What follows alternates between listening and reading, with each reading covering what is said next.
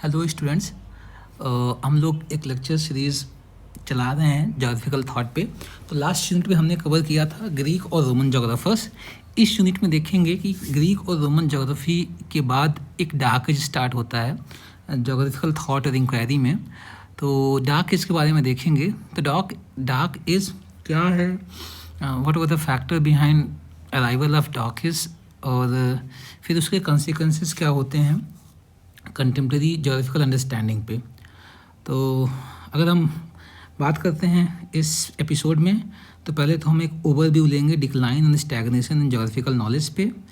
Then कैसे fall of Roman empire और उसके इम्पैक्ट क्या रहे जोग्राफिकल अंडरस्टैंडिंग पे, उसको देखेंगे। और कैसे जो रिलीजियस जोग्राफी का इमर्जेंस होता है और उसका एक वाइड इम्पैक्ट होता है जोग्राफिकल अंडरस्टैंडिंग, सर्वेज और नॉलेज पे, उसको देखेंगे। फिर देखेंगे कि लॉस ऑफ ग्रीक और रोमन जोग्राफिकल टेक्स्ट कैसे वो लॉस हो जाते हैं और फिर कहीं ना कहीं एक स्टैग्नेशन आ जाता है जोग्राफिकल अंडरस्टैंडिंग में। फिर हम इस एज को कंट्रास्ट करेंगे इस्लामिक और बंजेंटियन एडवांसमेंट से। इस्लामिक वर्ल्ड में जो नॉलेज प्रोड्यूस हो रहा था जोग्राफी के फील्ड में, उससे और एक बंजेंटियन एम्पायर डेवलप हुआ था, उसमें कैसे नई डिस्कवरीज और नए इनोवेटिव अंडरस्टैंडिंग आई जोग्राफी और जोग्राफिकल फील्ड को लेकर। तो अगर हम बात करते हैं डार्क एज का, तो डार्क एज का जो टाइम पीरियड है, इट इज़ रफली बिटवीन 5th सेंचुरी से 15th सेंचुरी AD तक। और ये पीरियड मार्क किया जाता है decline of classical knowledge, specially Roman Empire के फॉल के बाद से। तो जो ग्रीक और रोमन टाइम में जोग्राफी के फील्ड में, चाहे वो मैथमेटिकल जोग्राफी हो, कमर्शियल जोग्राफी हो, रीजनल जोग्राफी हो या फिर कार्टोग्राफी हो, उसमें काफ़ी डिक्लाइन देखने को मिलता है। तो उसी को क्लासिकल नॉलेज कहा जाता है। जब हम चाहे लिटरेचर में चाहे जोग्राफी में, अगर हम क्लासिकल जोग्राफी की बात करते हैं, वी डील विथ ग्रीक और रोमन जोग्राफर्स को। तो ये पीरियड ऐसा था जहाँ पर रिलीजियस डोमिनेंस देखा जाता है साइंटिफिक इंक्वायरी पर। चूँकि ग्रीक और रोमन सोसाइटीज़ में ऐसा नहीं देखने को मिलता है कि रिलीजन या रिलीजियस डोमिनेंस किसी सॉर्ट ऑफ साइंटिफिक इंक्वायरी को पर हिंड्रेंस क्रिएट करता है। लेकिन हम डार्क एज में ये देखने को मिलता है कि religious dominance, specially establishment of church और चर्च का इन्फ्लुएंस ने साइंटिफिक इंक्वायरी पर काफ़ी नेगेटिव इम्पैक्ट डाला। तो इस प्रकार ये होता है। और साथ ही साथ ये होता है कि जो वर्ल्ड होता है छोटे छोटे एम्पायर में डिवाइड हो जाता है। चूँकि ग्रीक एम्पायर और रोमन एम्पायर बड़े वास्ट एम्पायर्स हुआ करते थे, तो within the empire different society, different cultures हुआ करते थे, उनके अपने एक्सचेंजेस हुआ करते थे। लेकिन चूँकि डिफरेंट इस टाइम में पूरा कंटेम्प्रेरी वर्ल्ड छोटे छोटे एम्पायर या प्रिंसिपलिटीज़ में सेगमेंट हो गया, और साथ ही साथ ट्रेड और कामर्स काफ़ी रिड्यूस हो गया। तो जो इंटर कम्युनिटी या इंटर कल्चर इंटरेक्शंस थे वो रिड्यूस हो गए, और इसका बड़ा इम्पैक्ट पड़ा जोग्राफिकल नॉलेज और उसकी इंक्वायरी पर। और ये एक ऐसा पीरियड था जिस पीरियड में theological geography means geography of God start हो जाती है। तो ये था एक ब्रीफ इंट्रोडक्शन डार्क एज के बारे में। हम ये देखते हैं कि कंटेम्प्रेरी जो जोग्राफिकल डिक्लाइन देखा गया, उसके पीछे कारण क्या था। तो सबसे बड़ा कारण तो यही था कि रोमन एम्पायर का फॉल या कोलैप्स ऑफ रोमन एम्पायर। लगभग 450 CE के पास, AD के पास रोमन एम्पायर का डिक्लाइन होता है। नदर्न और वेस्टर्न यूरोप से डिफरेंट ट्राइब्स, फ्रैंक हो गया, जर्मन्स हो गया, ये डिफरेंट ट्राइब्स थी जिन्होंने अटैक किया रोमन एम्पायर के ऊपर। साथ ही साथ रोमन एम्पायर का जो अपना इंटरनल एडमिनिस्ट्रेटिव मैकेनिज़्म था या गवर्नेंस सिस्टम था, उसमें कहीं ना कहीं करप्शन हो गया, पॉलिटिकल टर्मोइल स्टार्ट हो जाता है, उससे रोमन एम्पायर कोलैप्स कर जाता है। रोमन एम्पायर कोलैप्स होने के बाद, चूँकि वो एम्पायर था तो स्टैटिज़म था और काफ़ी साइंस और टेक्नोलॉजी का डेवलपमेंट होता है। लेकिन एम्पायर के फॉल के बाद छोटे छोटे प्रिंसिपलिटीज़ और लोकलाइज्ड फ्यूडल सिस्टम डेवलप हो जाते हैं। तो इस एम्पायर के कोलैप्स के बाद फ्यूडलिज्म का स्टार्ट होता है और छोटी छोटी लोकलाइज्ड इकॉनमीज डेवलप होने लगती हैं। डिफरेंट इकॉनमीज के बीच में जो एक्सचेंजेस थे, ट्रेड कामर्स थे, वो भी कम हो जाते हैं, और छोटी छोटी प्रिंसिपलिटीज़ और फ्यूडल स्टेट डेवलप हो जाते हैं। साथ ही साथ चर्च का राइज कहीं ना कहीं क्रिश्चियनिटी या क्रिश्चियन वर्ल्ड की शुरुआत तो रोमन एम्पायर से होती है, लेकिन after the fall of Roman Empire church बहुत डोमिनेंट एजेंसी बन जाती है, एंटिटी बन जाती है, और जितना भी क्लासिकल नॉलेज था ग्रीक का या रोमन्स का या कंटेम्प्रेरी वर्ल्ड का, उसका सप्रेशन स्टार्ट हो जाता है by church and the people in the church के द्वारा। इससे क्या होता है कि जो सिस्टमेटिक एक्सप्लोरेशन था उसमें काफ़ी कमी आ जाती है, और इसके रिजल्टेंट क्या होता है कि जो सिस्टमेटिक ज्योग्राफी थी उसको भी एक बैकलैश मिलता है। क्योंकि चर्च डोमिनेंट हो गया तो क्रिश्चियन रिलीजन काफ़ी डोमिनेंट हो गया, तो कहीं ना कहीं फिर रिलीजियस कॉस्मोलॉजी डेवलप होती है कि जो डिफरेंट कॉस्मिक बॉडीज़ हैं उनके लोकेशन और सिग्निफिकेंस पर रिलीजन और रिलीजियस व्यू डोमिनेंट हो जाते हैं, ना कि साइंटिफिक परसेप्शन या साइंटिफिक कंसेप्शन। तो इस प्रकार से ये कुछ कारण थे जिससे हम देखने को मिलता है कि रोमन एम्पायर की जो ज्योग्राफिकल इंक्वायरी था स्पेशली, या जो ज्योग्राफिकल नॉलेज था क्लासिकल टाइम का रोमन और ग्रीक का, वो डिक्लाइन हो जाता है। अगर हम कैरेक्टरिस्टिक के बारे में बात करें, डार्क एज की क्या कैरेक्टरिस्टिक थी या डार्क एज की ज्योग्राफी जो थी उसकी क्या कैरेक्टरिस्टिक थी, तो ये 4 इंपॉर्टेंट कैरेक्टरिस्टिक थी। एक तो जो वर्ल्ड व्यू था वो रिलीजियस ड्रिवन था, तो जो क्रिश्चियन या क्रिश्चियनिटी के जो कंसेप्ट थे, बाइबलिक कंसेप्ट थे, बाइबल में लिखे हुए जो कंसेप्ट थे, या फिर व्यू था, कंसेप्ट नहीं कह सकते, जो व्यू था वर्ल्ड को देखने का, it became a dominant view across the European society. साथ ही साथ ये टाइम इतना रिलीजियसली ड्रिवन था कि नई डिस्कवरीज, नई थेरीज भी इस टाइम में डेवलप नहीं होती हैं, तो lack of new discoveries and theories.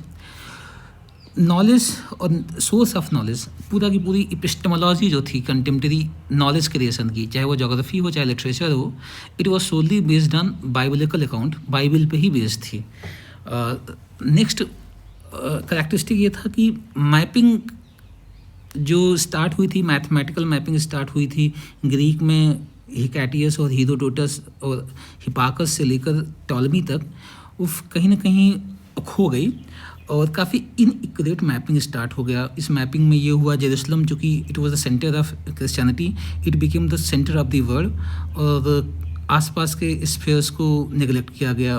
Contemporary civilisation जो थे, चाहे इंडिया हो, चाहे पर्सिया हो, चाहे ग्रीक हो, उनको इतना इंपॉर्टेंस नहीं दिया गया।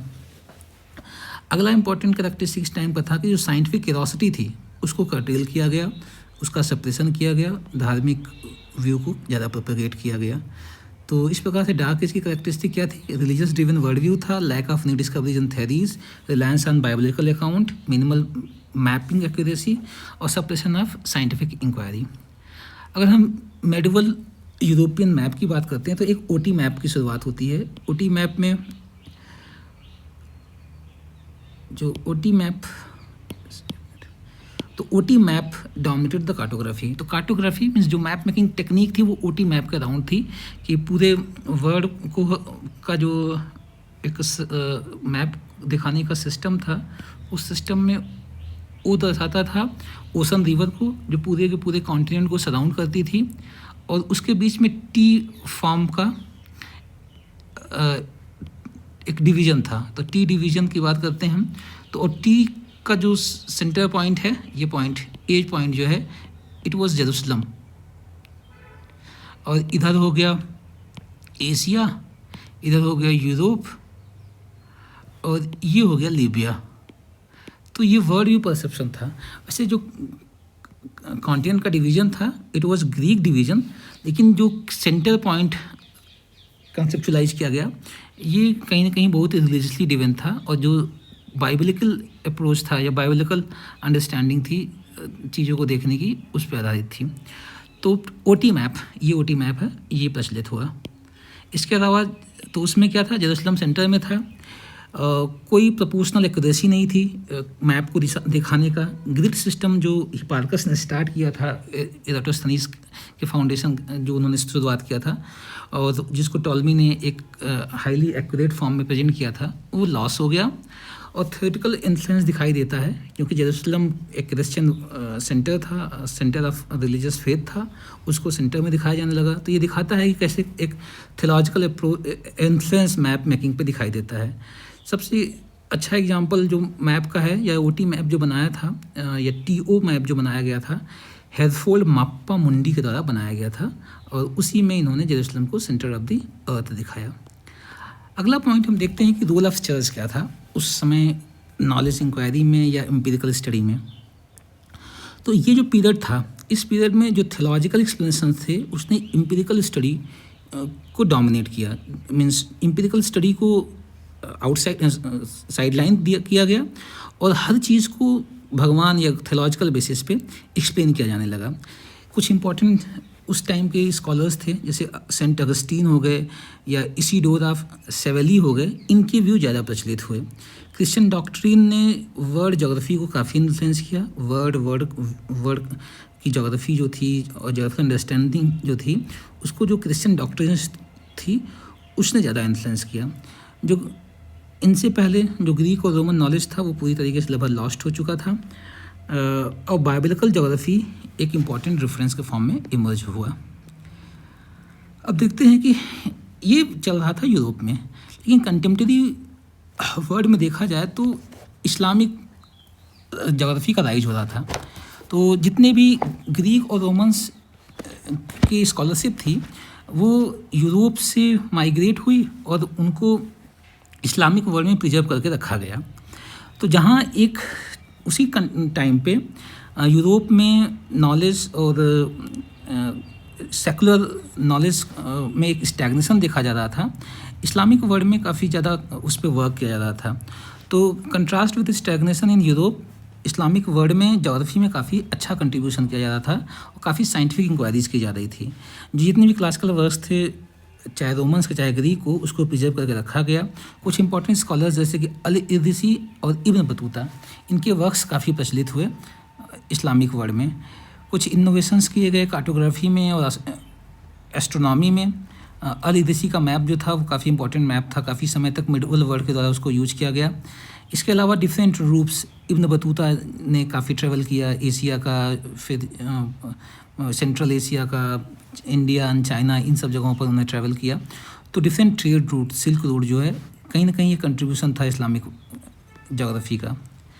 इसी कंटेम्प्रेरी एक वर्ड और था, बेंजेंटियन एम्पायर जो था, जिसे कह सकते हैं कि आज का टर्की वाला रीजन।